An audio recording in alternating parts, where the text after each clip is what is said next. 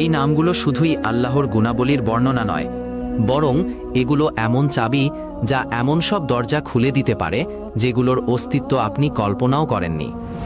1 আর রহমান, অশেষ দয়ালু। জীবনের কঠিন মুহূর্তে কখনো কি মনে হয়েছে সব পথ বন্ধ আর সামনে এগোনোর কোনো উপায় নেই? এটাই সেই দয়া যা তিনি তার সব সৃষ্টির উপর বর্ষণ করেন।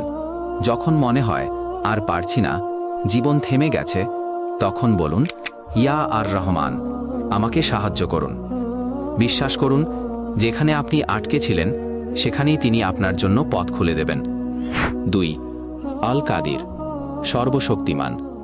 আপনি কি কখনো এমন সমস্যার সম্মুখীন হয়েছেন যা আপনার কাছে অসম্ভব মনে হয়েছে?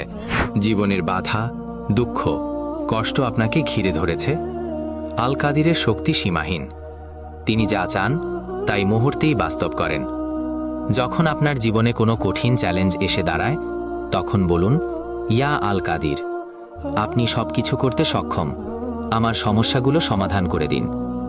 মনে রাখুন, আল কাদির সবকিছুর উপর ক্ষমতা রাখেন। তার কাছে অসম্ভব বলে কিছু নেই। তিনি যদি চান, আপনার সব ইচ্ছা মুহূর্তেই পূরণ হয়ে যাবে। 3 আল হাকিম, সর্বজ্ঞ ও প্রজ্ঞাময়। জীবনে এমন মুহূর্তও আসে যখন মনে হয় কেন দোয়া কবুল হচ্ছে না। আমরা অনেক সময় আমাদের দৃষ্টিকোণ থেকে চিন্তা করি, কিন্তু আল হাকিম সব জানেন। তিনি তার অসীম জ্ঞান ও প্রজ্ঞা দিয়ে সবকিছু ঠিক করেন।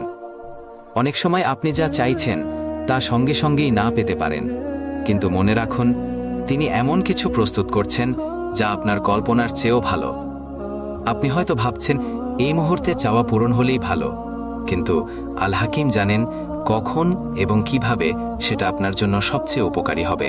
তাই যখনই মনে হয় দোয়া কবুল হচ্ছে না, তখন বলুন, ইয়া আল হাকিম, আমাকে ধৈর্য দিন এবং আপনার জ্ঞানের আলোকে আমার জন্য সর্বোত্তম সিদ্ধান্ত নিন। বিশ্বাস রাখুন, আল্লাহর পরিকল্পনা সবসময় আপনার জন্যই সেরা। প্রিয় দর্শক, জীবন আমাদের সামনে অনেক চ্যালেঞ্জ নিয়ে আসে, কিন্তু এসব চ্যালেঞ্জ পার হওয়ার সবচেয়ে বড় শক্তি হল আল্লাহর প্রতি নির্ভরতা। আল্লাহর কাছে সাহায্য চাওয়া মানেই নিজের দুর্বলতা স্বীকার করে তার অসীম ক্ষমতার উপর আস্থা রাখা। তাই যখনই দোয়া করবেন, এই নামগুলো দিয়ে আল্লাহকে ডাকুন।